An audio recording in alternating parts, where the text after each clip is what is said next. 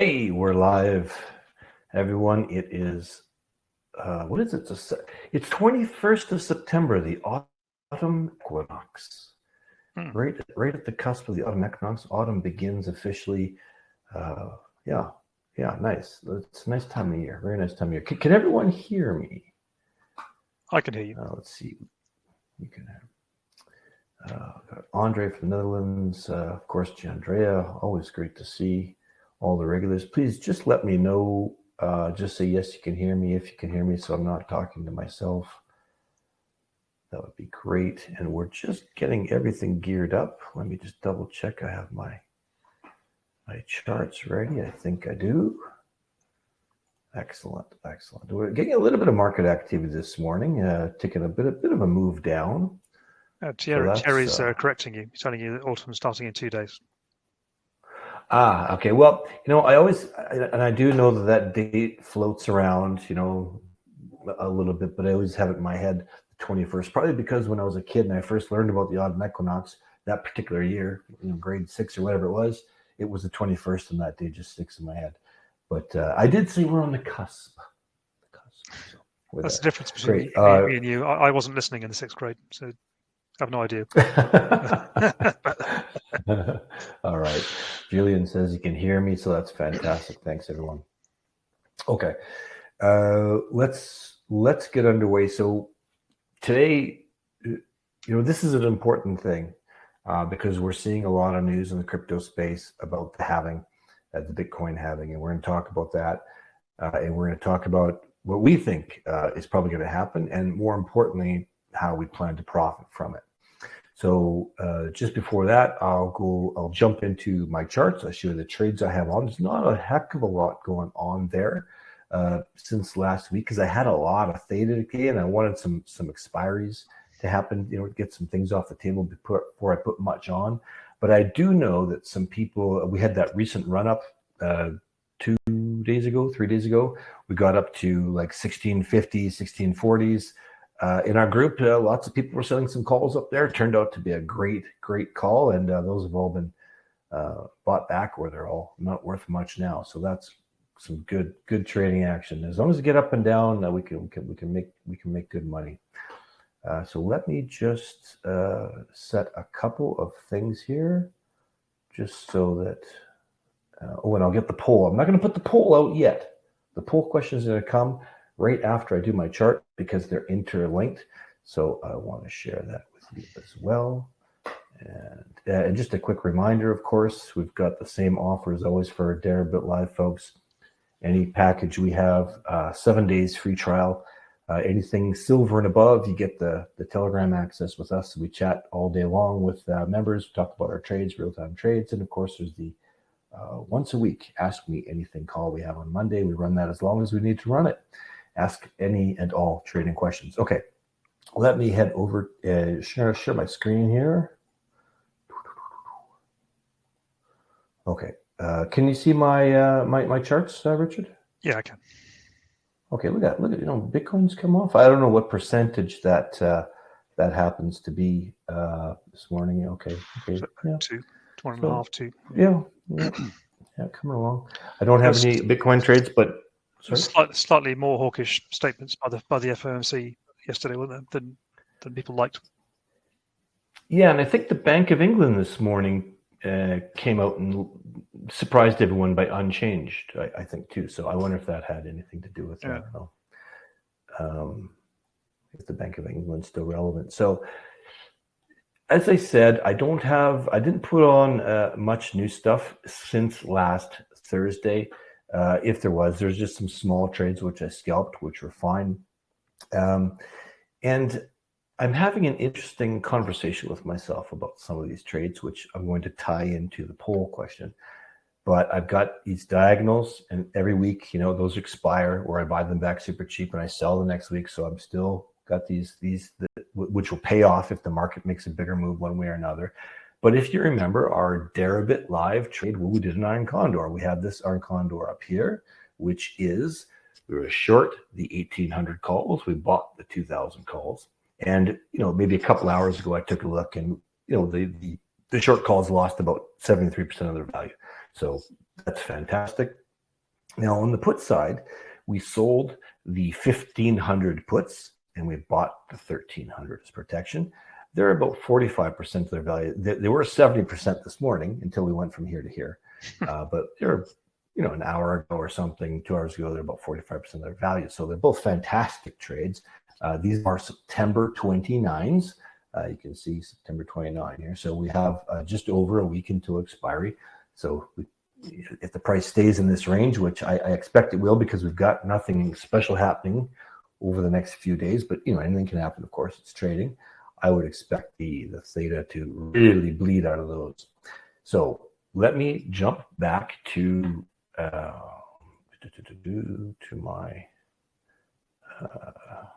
to us over here. I'm going to turn the screen sharing off. And this is going to put me into our poll question. I'm going to publish it right now. Here it is. So regarding our iron condor, our September 29, 1,300, 1,500 puts, 1,800, 2,000 calls. Short sides on each side. One side is about 40% loss of value. The other side's 70%-ish.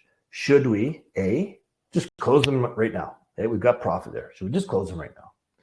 B, close one side only. So maybe we'll just, hey, 70-something% profit. Should we just close that? Let the other side cook a little bit longer? Should we just let it run to expiry and save on the fees?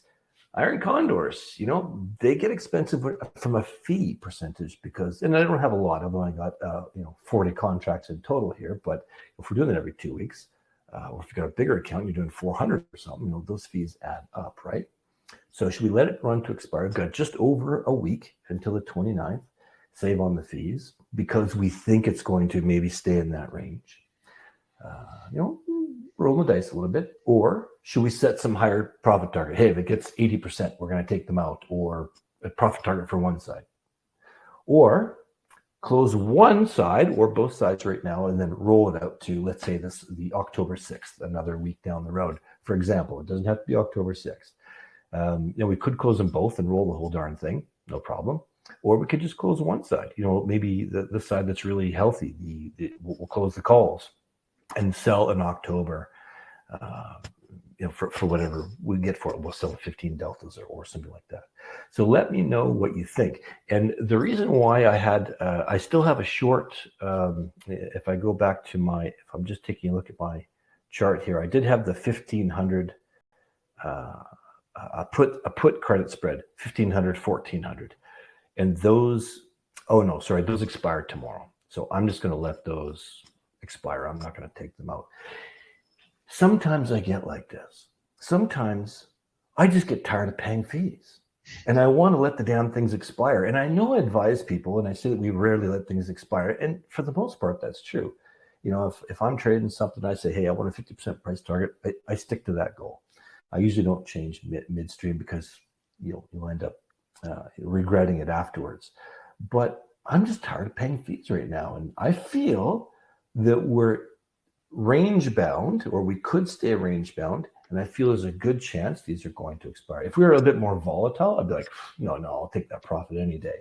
So that's just my thoughts. And maybe it's not the right way to think. So I'm interested to hear what you guys think I should do with that iron condor. And I'm not saying I'm going to do whatever the consensus does, but I probably will, and we'll just see how it pans out. Because I didn't put an option in here to do something crazy. I think all these are kind of reasonable under certain circumstances. So, anyways, we'll see where that poll is at the end of our little chat. Yeah, I see you don't have an option there for screw it, just write another one and leave the other one. Just leave it in and just do it on October 6th. Well, the next time I'll make sure we always have a screw it option. Like, just, what? Texas hedge. We're just going to go crazy. Just get more premium in. Yeehaw. Just more premium. Yeah. And I do want to note and mention that at no time in this account did I put my margin use over 30%. Occasionally, maybe when markets are moving, it got up to 31 or 32%. But I've been very responsible on that side, as always, because you just never know what's going to happen, especially in the crypto world. So that's it for that.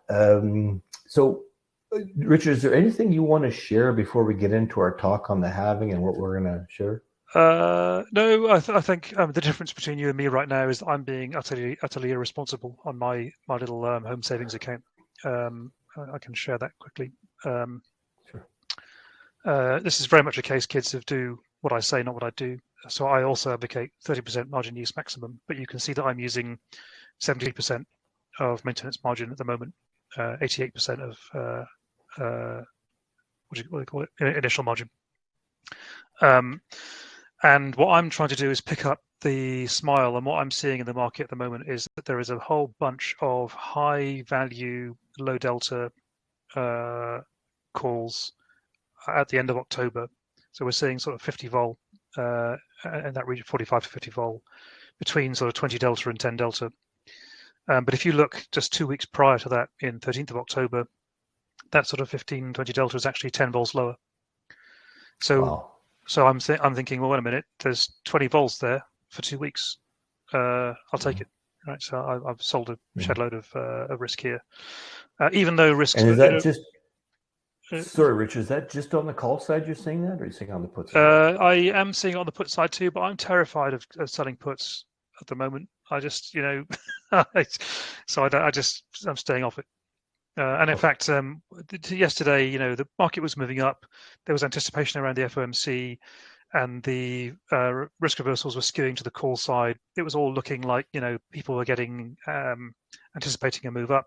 And I thought, you know what, I'm happy to stand in the way of that. I'll take that any day. Mm-hmm. So I'm sitting on this account. This account value is about $44,500. I think if I leave this account for a month and do nothing with it, and we don't hit 30K, I think I'm about $4,000 up. So 10% up for waiting around for a month, and I'll realize most of that in the next 2-3 weeks. Nice, and of course, in 2 weeks, if you've realized most of it, you can just take that risk off. Yeah, and of course, I've got all these positions on the way towards it, and you can see here that I've got a position here at 28K that's worthless. I should be buying that back, but it's expiring tomorrow, so screw it. And then Saturday, I've got 7 bips there. I should buy that back really, but screw it, and so on. If I start seeing a sort of conservative move up, then I'll do something about it. But actually, as this book stands, I'm long about half a future and short all these calls. And actually, if the market rises by 10% over the next month, I think I make about 20% ROI over the month. So I'm obviously never going to keep all of that, but that's kind of how I'm positioned at the moment. But don't do this, kids. This book is largely uncovered. I am delta hedging now and again when I need to, but I'm trying to reduce the amount of delta hedging to reduce the amount of friction I'm paying. So I am taking some risks, and I am letting the deltas move around a bit. This is money I can afford to lose, and I live in the comfort that if push comes to shove and we do go charging up and I run out of margin, the Deribit margin system will actually just start buying futures for me. So it'll actually kind of auto hedge for me. I'll pay a bit more than I should for those hedges, and it's utterly irresponsible. But yeah. We have a disclaimer. This is actually not an auto hedger. I mean, it's half an auto hedger. It kind of is. It's a limit-based auto hedger. But don't hear me say that. This is a Deribit call, right? Damn. Okay. Anyway, cool. Enough about my irresponsible book. What's today's topic? Today's topic is the upcoming Bitcoin halving, which is going to be in 2024. Now we've had halvings before, so why don't you explain for anyone who doesn't know what the Bitcoin halving is, and then we'll talk about. We'll go into it a little bit deeper after that. Me, okay. Yeah, sure. Okay, so I can summarize Bitcoin as it is a way of converting free cash in the civilized world into oil company profits, and in the meantime, making miners rich.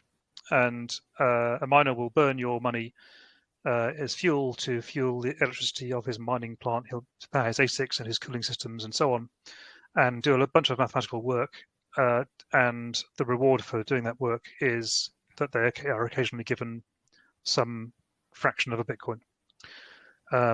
And I think it's every 10 minutes, isn't it? A block is mined, and every time that a block is mined, i.e., one set of ASICs compute the right hash codes, and the network agrees, then the owner of those ASICs gets paid.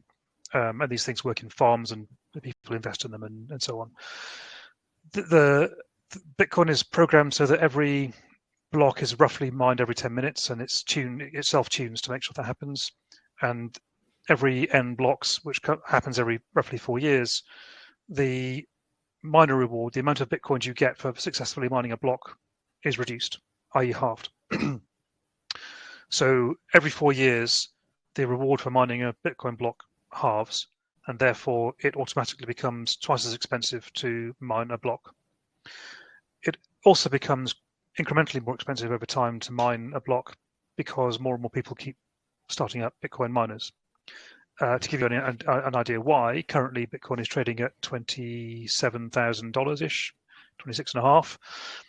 On average, it costs a Bitcoin mining company about $15,000 to mine a Bitcoin, on average, in terms of the amount of fuel they've got to burn to produce that Bitcoin. So there's like a $12,000 arbitrage or $11,000 arbitrage for being in Bitcoin mining. Come the next halving, which is end of March next year, which is only nine months away, the reward for mining a block will halve, and therefore the cost of mining a block will jump from $15,000 to $30,000, which will put on average, all miners in loss, which will mean either that the cost of Bitcoin has to go up to compensate them for the mining efforts, or more miners will switch off their mining machines, i.e. the less efficient ones will switch off their mining machines. There'll be less hash rate in the mining pool, and so the rate of blocks being discovered will decrease, and the algorithm will auto-compensate and reduce the difficulty of mining a block in order to maintain the 1 block per 10 minutes rate.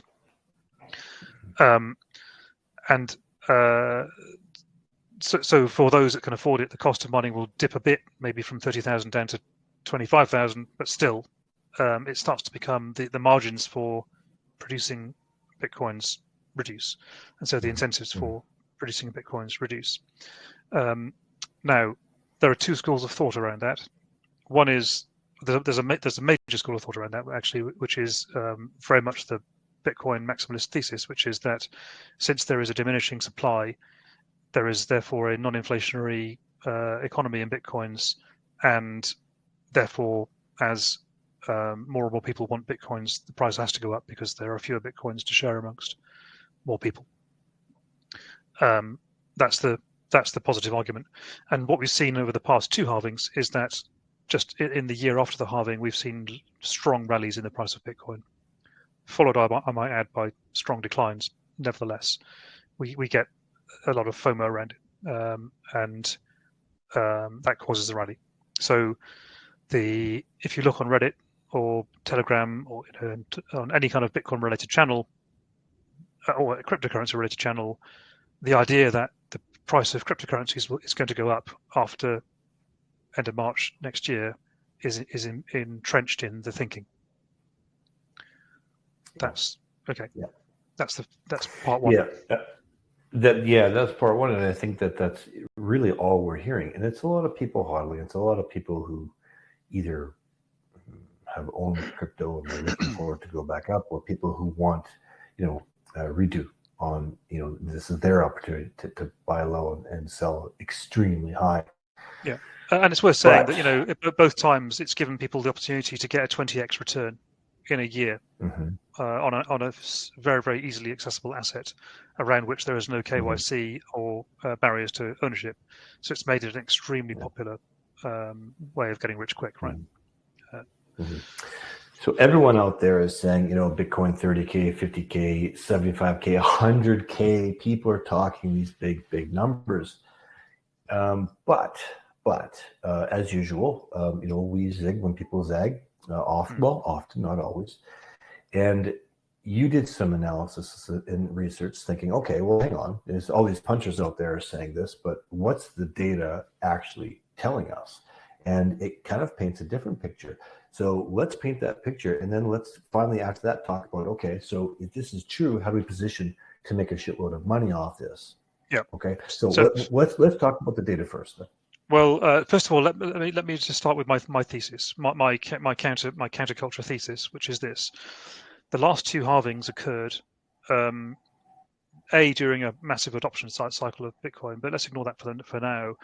They occurred during a time of very, very strong quantitative easing coming out of the Federal Reserve and central banks generally.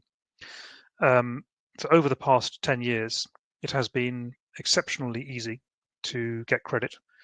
It's been exceptionally easy to pay the interest on that credit because the price has been basically zero. And in particular, during COVID, people didn't even have to get credit; they were just given money. And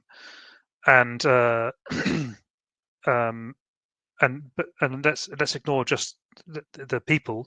Let's think about the institutions who have also been involved in crypto, adding liquidity to the market. Their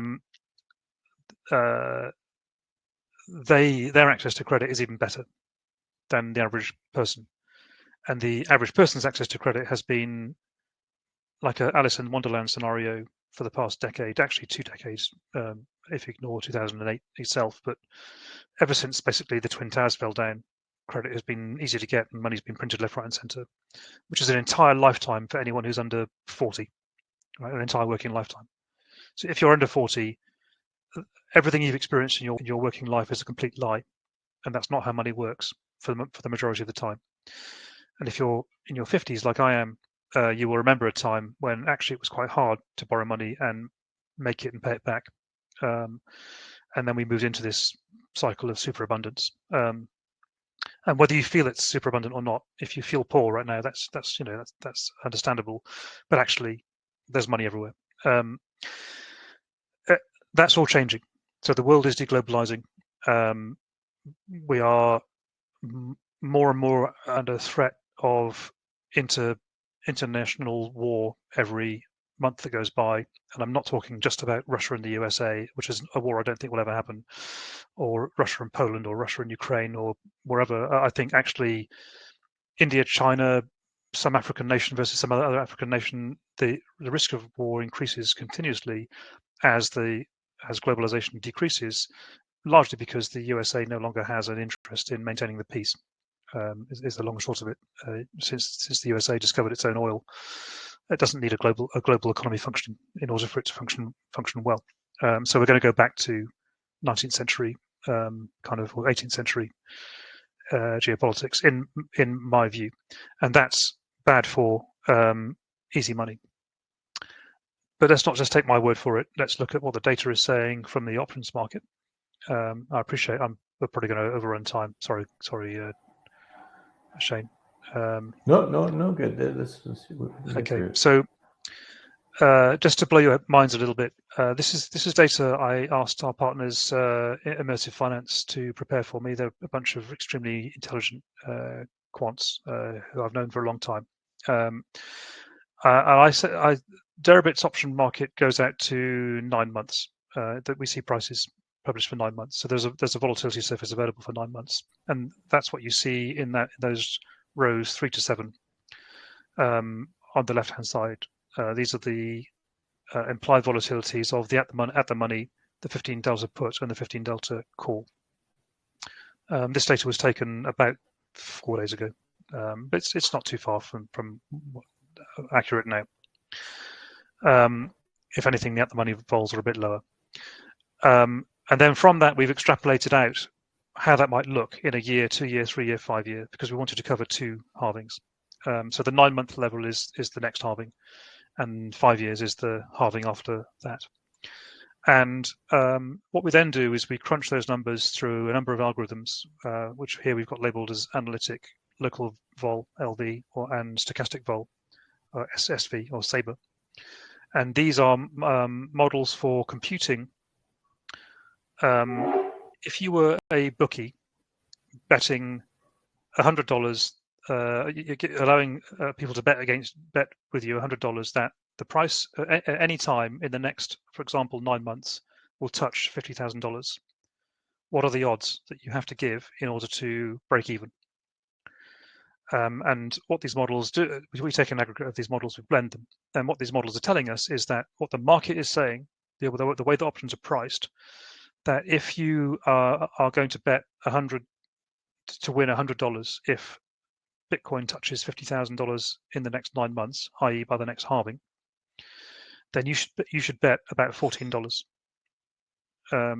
It's about 7-to-1 bet. So the odds are essentially 1 in 7 that the options market is saying that the odds of Bitcoin touching 50,000 at any point in the next 9 months, just for one day, is 14%. And the odds of Bitcoin touching 100K in that same period is 1.6%. And the odds of it going higher to $250,000 is 0.019%, which means that if you're going to receive $100, you should pay 19 cents for that bet, no more. And the odds of it hitting $500,000 are 0. That's what the options market is pricing as.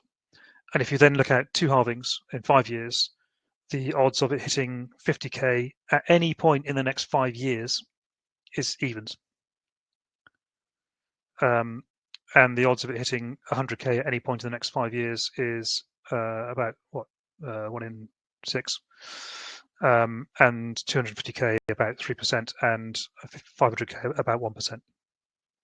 So the options market is supporting my thesis that we will not have an exponential runaway in price in Bitcoin. So there are 2 ways to play this. Either the options market is wrong, or the options market is right. I think that's the fair choice between the 2, right? And to be clear, this is what the data is saying right now. On October 15th, the data might be different. If we long and short of it, if we see volatility rise in the market, and we see skew towards the upside, then these probabilities will start to rise, certainly. Mm-hmm. But the exotic options traders use these numbers to actually help them to hedge their books and understand which options they should be buying and selling to hedge against these one touches.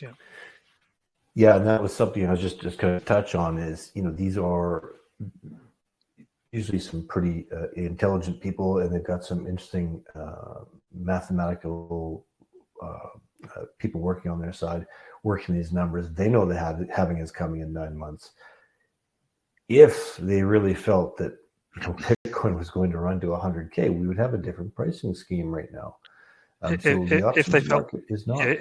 If they felt that, and there were enough people willing to take the bet, what we're seeing at the moment is that no one in the market is willing to take a strong bet that the halving is going to cause a 10x in prices.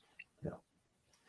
So I think that begs the question is, okay, let's say this data does play out to be true, and we don't get a big run up like a lot of people are basically praying for, a lot of people. How do we make money at this? And now, are we going to see expanded IV as we approach the halving? I'm sure we will. There'll be some uncertainty there. And how do we make some money from this, or how are we going to position ourselves to make money from this? And I note the question about ETFs. I will come back to that at the end. We'll make time for it because it's important. Okay, so there's a couple of questions here. So the fundamental question is: Are these numbers in any way realistic? Are we going to realize 48% vol or higher in the movement of the underlying over the next 9 months? To get that, we would have to see the market about twice as volatile as it currently is. So what we're currently seeing is that the realized vols are about 25, maybe 30. So we're going to have to see a big pickup in the movement of the market, and we're going to have to see some sustained rallies and bigger drops and so on.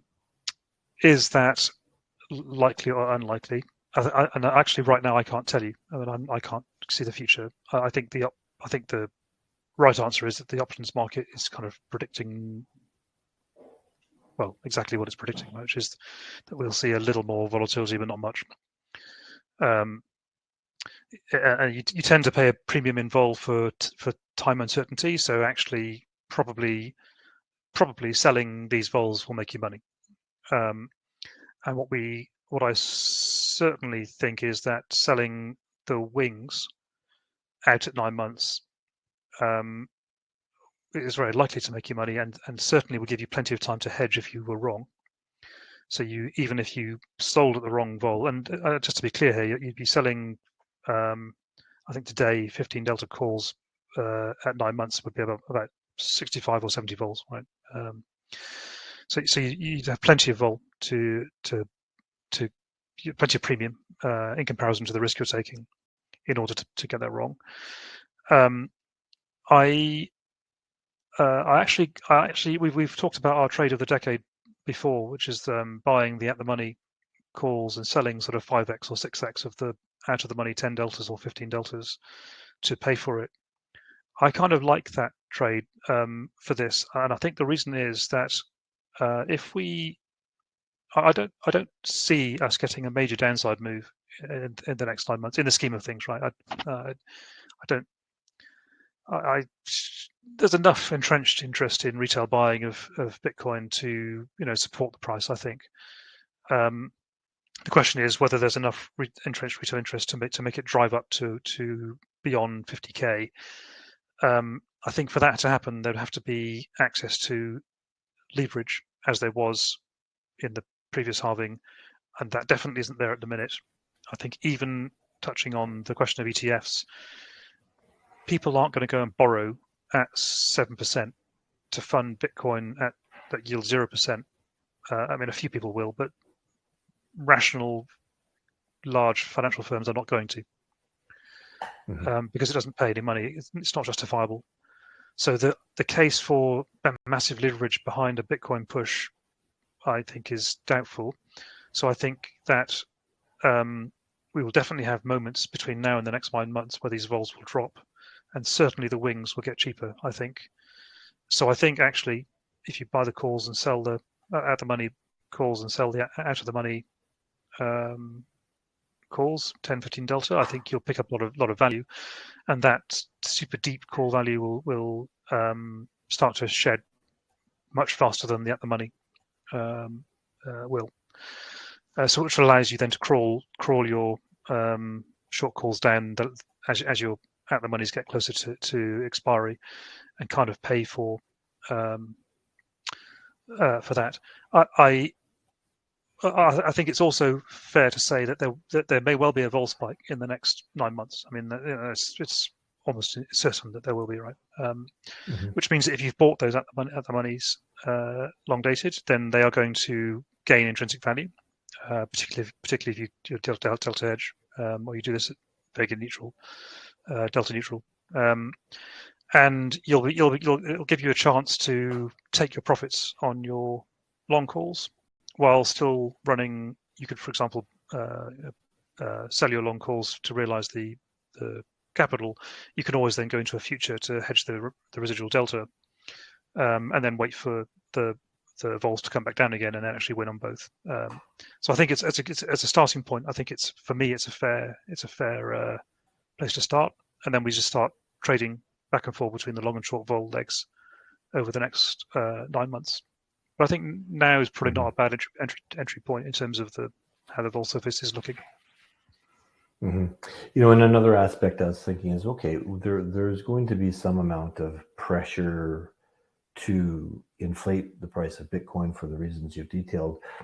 And I think that alleviates some of the maybe downside risk. I don't think we're going to see the Bitcoin plummet, to 12,000 or something. That wouldn't make a lot of sense.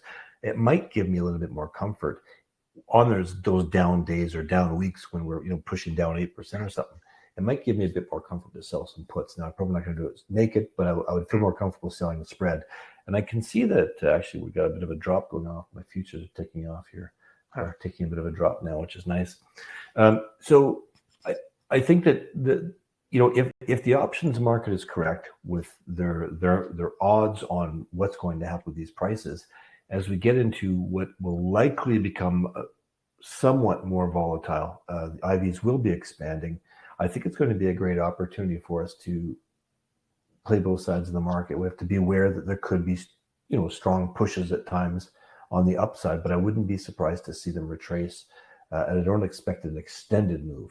So I think that as option sellers, there's a great opportunity for us to perhaps make on both sides. Now, the one thing I will be aware of 9 months down the road is if we do manage to, Bitcoin goes up 15% or something, or whatever it is, I would actually be wary of the downside after that, of it retracing after a pump up. But yeah, I was going to say this. This is XLS. This is my concern. After the halving, give it 3 months, and there hasn't been a pump. Suddenly, you'll find the believers starting to not believe, and then there's a danger of a big downside move, right? Because if we've pushed up to, say, I don't know, 45k in anticipation of a further push up, and then it doesn't come, and then where is all these ETF money and so on? That's right. Well, that's going to be at that point. It's like, what's the point? Yeah. No, I completely agree with that. And the hey, so we've. Yeah, sorry. Go ahead. No, go ahead. I'm sharing that spreadsheet for anyone who wants to download it, because someone asked in the questions. Because then people are going to start saying, okay, so what's the benefit to me owning Bitcoin if it doesn't do 10x every 4 years, right? Because ultimately, this whole idea that it's an inflation hedge, it relies on it doing a 10x in line with spending power decreasing, right? And if that breaks, then all bets are off. Yeah, 100% agree. So we did run a bit over time, but we will answer a few questions. Now, I think, Richard, you want to address the ETF question? Yeah. From do you think the effect of ETF coming to BlackRock and others, then the halving, then the FASB accounting rule will take full effect to make it easier for US-based companies to put Bitcoin on their balance sheet, combined with the lowering of available BTC for sale? Do you think there is imminent supply crunch for BTC, or do you think that easy ETFs and potential buyers of corporations of BTC will be insubstantial? My answer to that question is, would my mother buy a Bitcoin ETF on its own merits? And if you were selling her a Bitcoin ETF and she'd say, what's the rate of return? And the answer would be, well, 0 intrinsically. You lose interest because you've taken $10,000 and you've bought Bitcoins and you're no longer getting interest on that $10,000. And so then she'd say, so how do I make money? And the salesman would say, well, other people will also buy Bitcoin, and therefore there'll be a supply crunch, and therefore the price will go up. And then she'll say, so I should sell when that happens. And he'll say, no, you should buy more because more people will want to buy it. And the price will go up again. And then she'll say, so what you're saying is telling me it's a pyramid scheme. And I've been alive. My mother is 87 years old, right? And she'll say, I've seen several hundred pyramid schemes in my life. So thank you. There's the door. So I think the audience for Bitcoin ETFs are the same people who would buy Bitcoin today. But almost, to my thinking, the idea of a Bitcoin ETF devalues a Bitcoin because the whole point of a Bitcoin is it's outside the financial system. I don't have to do KYC. I can transport it across a border. I can, I can escape a war zone with it. All those arguments hold true. And I think for relatively small amounts of Bitcoin, they're great arguments for this as a means of transferring value. But for anyone who's bought Bitcoin within the legal system, it's no different to buying gold or stock or bonds or anything else in the legal system. And so all of those benefits of Bitcoin are now they disappear. So then that forces the people then to look at the value of the underlying asset itself. And of course, you talk to Bitcoin maximalists, and they'll say, well, Bitcoin's the only one, it's the first, it's the only true one, it's unsullied by whatever. But the fact of the matter is, you talk to any mathematician, he'll say, well, Bitcoin is just one of 2 to the 256 blockchains. We could have picked any other seed hash, any other seed key. And so actually the universe of Bitcoin blockchains is 2 to the 256, which is like more than there are subatomic particles in the universe. And I would also add that about 20% of all the Bitcoins that have ever been mined have already been lost. And they've been lost because people have thrown their hard drives into a rubbish tip, or because their girlfriend burnt their hard drive, or because they forgot their written down passcodes, or because they died or became mentally ill, or they couldn't be bothered because it doesn't matter. And that attrition of the number of Bitcoins in circulation has to continue because people keep dying, and they're careless and dishonest and so on. Whereas if you compare, for example, the amount of gold that's been lost, I mean, utterly, irrevocably lost, in the same way that these Bitcoins have been lost, since the dawn of time, it's almost zero. No matter what happens, people always rediscover. I mean, Roman legionnaires have dumped their gold coins, boxes of gold coins in fields in Wiltshire, in England, and 2,000 years later, somebody with a metal detector found them. Right, they're not lost to the supply chain.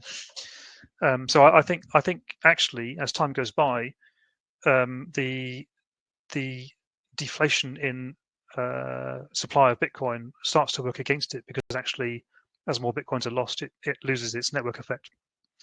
I don't think that's any time in the next couple of years, by the way. But I think this idea of it being an eternal store of value, I think, is going to be difficult to sell to anyone who's my age or older. And by the way, we've got all the money.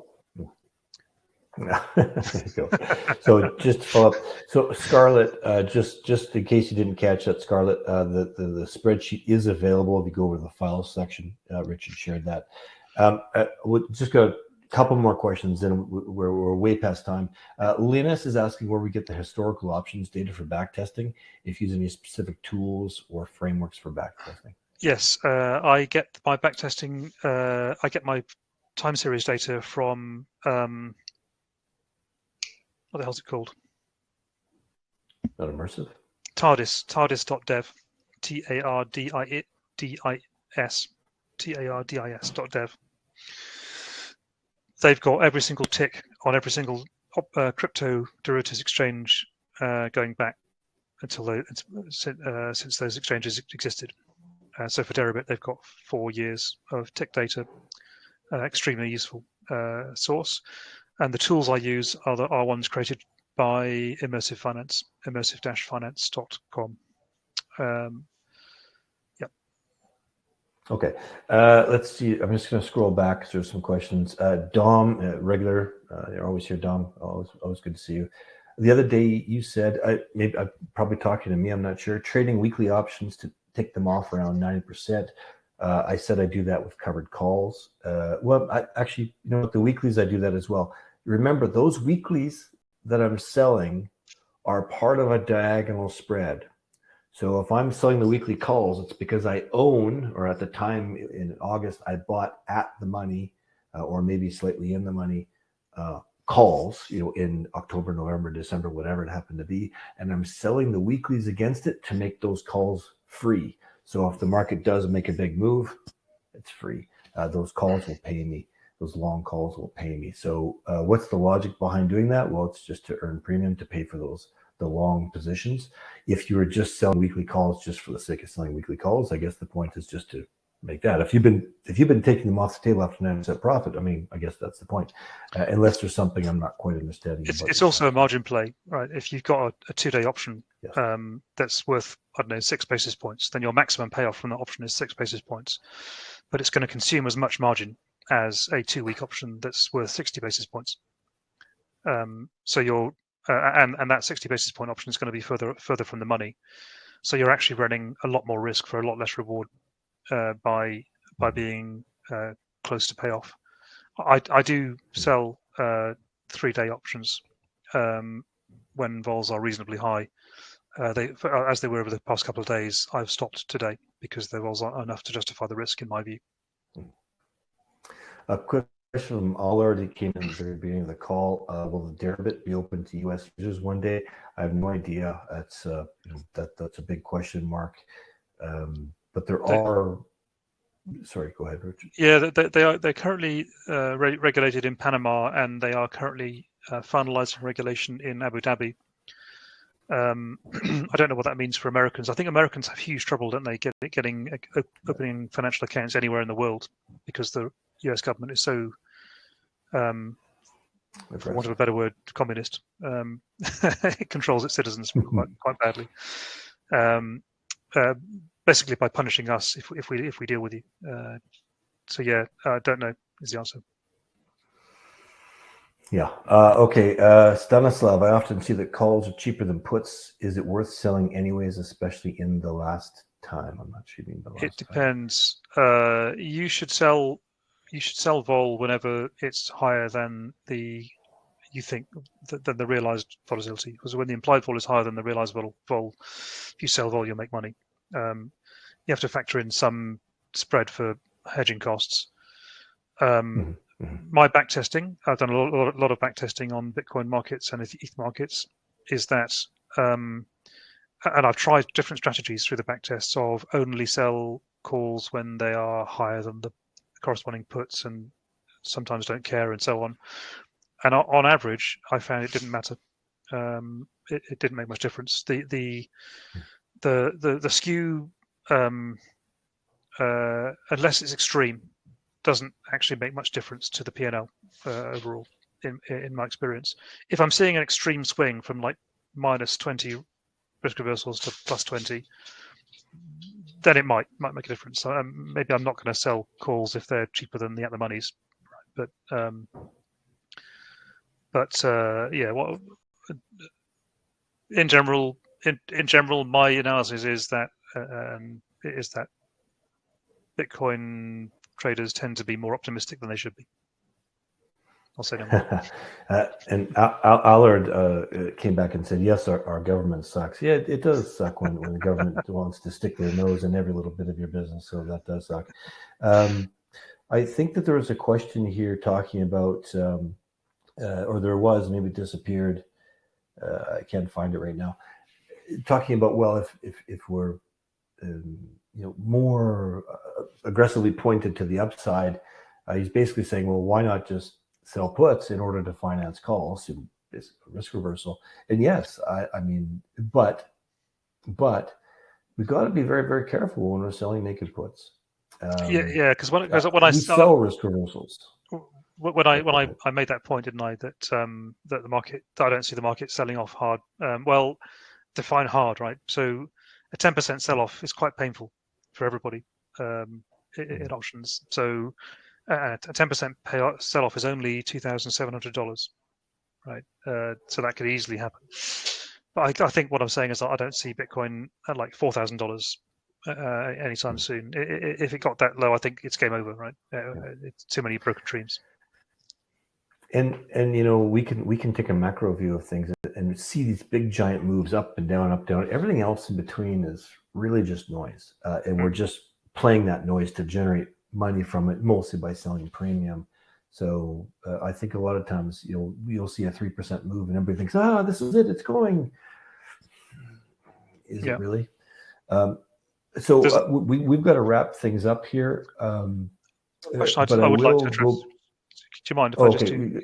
Yeah, sorry. Go ahead. This one from Sylvanus. Can your delta hedging strategy systematically manage a 100 million book on Deribit profitable to 20% ROI monthly? Wow. Will there be enough liquidity, or your trades are too obvious?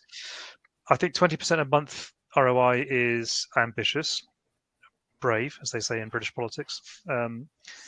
20% a year is probably achievable on Deribit alone, probably.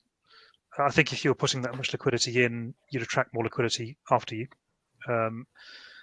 For myself, if my fund got that big, I would be compelled to diversify it across venues and not just exchanges. I'd also go to dealer brokers and prime brokers, because it would be irresponsible to put your entire fund in one exchange. Much as we love Deribit and absolutely trust them, that there would be some degree of concentration risk there. But yeah, I think as long as you didn't do it all in one day, as you started, making it more attractive for other market makers to come to the platform, and you started providing much more liquidity in the futures markets. Yeah, I think you'd attract more because the news wires would say Deribit sees 20% jump in volumes, and that would attract people's attention. People would come in, and eventually you would create the liquidity that you need.